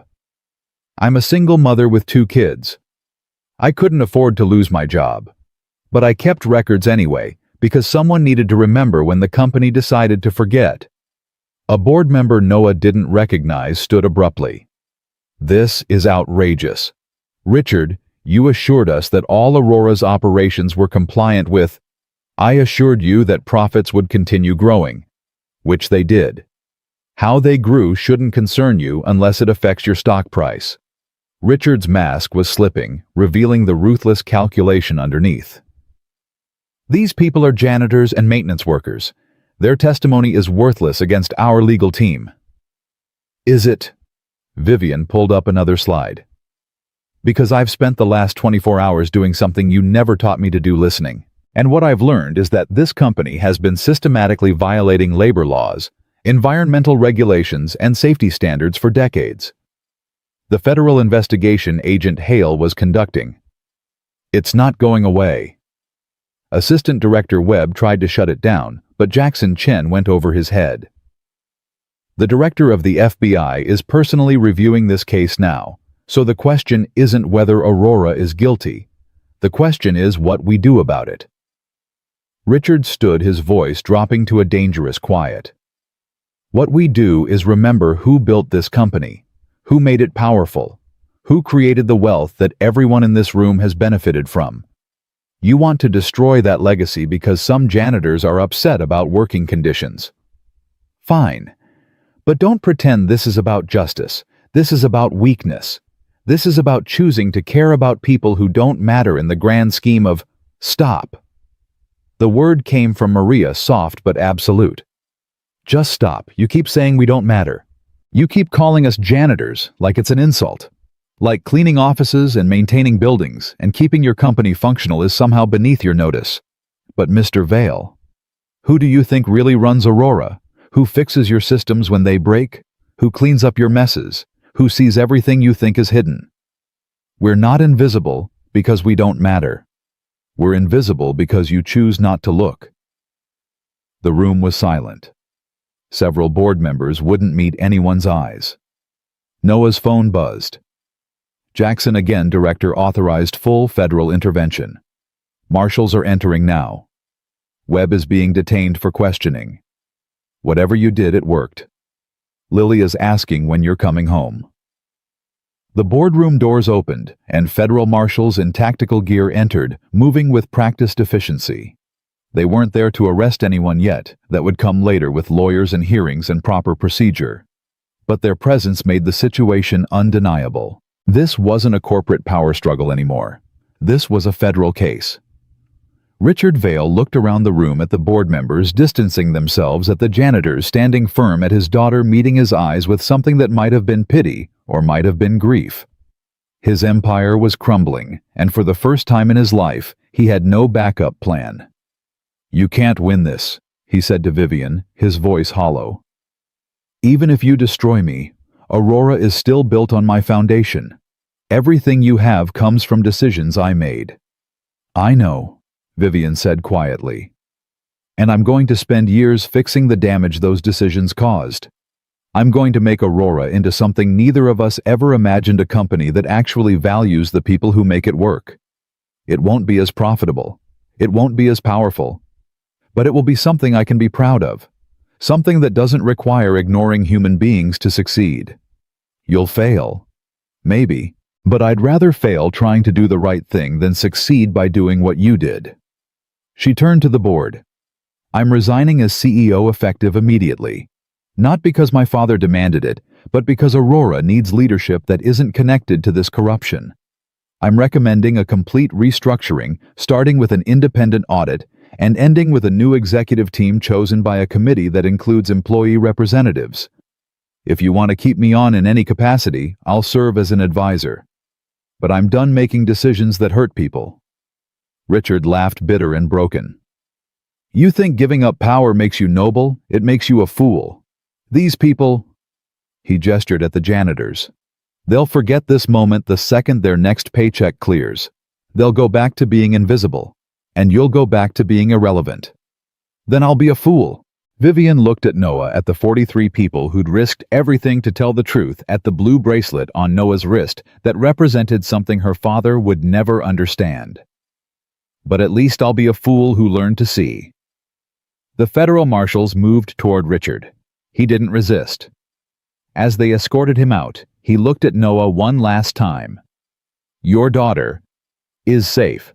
Has always been safe, because the photograph you showed me yesterday, the one you thought was taken 40 minutes before our meeting, it was 3 days old. The attacker who took it is actually dead now, which means your leverage was a bluff. A good one, but still a bluff. You made one critical mistake, Mr. Vale. You thought threatening my daughter would make me fold. Instead, it made me dangerous." Richard was led away, and the boardroom slowly emptied. Board members quietly resigned or promised cooperation. Senators slipped outside doors. Gerald Webb was already being questioned by federal agents about his brother's role in the cover-up. By noon, Aurora Tower was effectively under federal oversight, and Vivian was working with investigators to untangle 43 years of systematic corruption. Noah found her in her office at 2 p.m., staring out at the city she'd ruled from this glass tower. "Thank you," she said without turning around. "For what?" "For seeing me. Even when I didn't deserve it. Even when I was cruel. Even when I was exactly like my father." She turned, and her eyes were red but dry. You could have let those men take me on Friday night. Could have finished your investigation without involving me. Could have let me go down with my father. But you didn't. Why? Noah thought of Lily's question from days ago. Why help people who are mean? He thought of Sarah's voice in his memory telling him he ran toward fires. He thought of 43 janitors who'd spent years being invisible because people like Vivian had chosen not to see them. Because, he said simply, my daughter asks me every night if I helped anyone today. And I don't lie to her. Vivian nodded, understanding something she couldn't quite put into words. What happens now? Now you rebuild. It'll take years. It'll be hard. There will be days you'll want to give up or go back to the way things were because it's easier. But if you're serious about this, about actually valuing the people who make Aurora work, then you start by keeping the promises you made in that boardroom. The Employee Oversight Committee. That and a dozen other things. Fair wages, real safety protocols, transparency, accountability. All the things corporations say they believe in, but rarely practice. Noah headed for the door. I'm going home to my daughter now. I have a pizza to pick up and a promise to keep about daddy jobs being more important than hero jobs. Noah? Vivian's voice stopped him. If I do this, if I actually transform Aurora into something better, will you consider coming back? Not as a janitor, not as an investigator, but as someone who helps me make sure we're doing it right. He looked back at her. This woman who'd called him furniture and was now asking him to help rebuild her empire. Ask me again in 6 months, after I've watched you keep your promises, after the janitors tell me you've actually changed, after I know this isn't just guilt or fear or a temporary crisis of conscience. Ask me then. I will. Noah left Aurora Tower through the front entrance this time, not the service corridor. Walked past the marble floors he'd mopped for 6 months, and out into October sunshine that felt like freedom. Jackson was waiting outside with Lily, who launched herself at Noah the moment she saw him. Daddy, Uncle Jackson said you were a hero again. He said you helped lots of people and everyone is safe now. Noah knelt to her level, holding her tight breathing and strawberry shampoo and safety and everything that mattered. I helped. But I had help too. Lots of help from people who've been helping all along. Are you done with the dangerous job now? Yeah, Ladybug, I'm done. Good, because it's Monday and you promised pizza even though pizza is usually Friday, and I've been thinking about it all day. She touched his bracelet, then her own, the matching blue that connected them. Did you breathe? Every time I needed to. And you came home. I always come home to you. 6 months later, Aurora Tower unveiled a new installation in the lobby. Where once there had been corporate art that cost millions and meant nothing, there now hung a simple crayon drawing behind museum-quality glass. A stick figure, with a blue bracelet holding a mop standing between smaller figures and shadowy threats. In the corner, in a child's careful printing, My Daddy the Hero, by Lily Hale, age 7. Below it, a brass plaque read, Sometimes heroes hide in plain sight. This memorial honors all employees past and present whose invisible labor made Aurora Tower function. May we never again mistake invisibility for insignificance.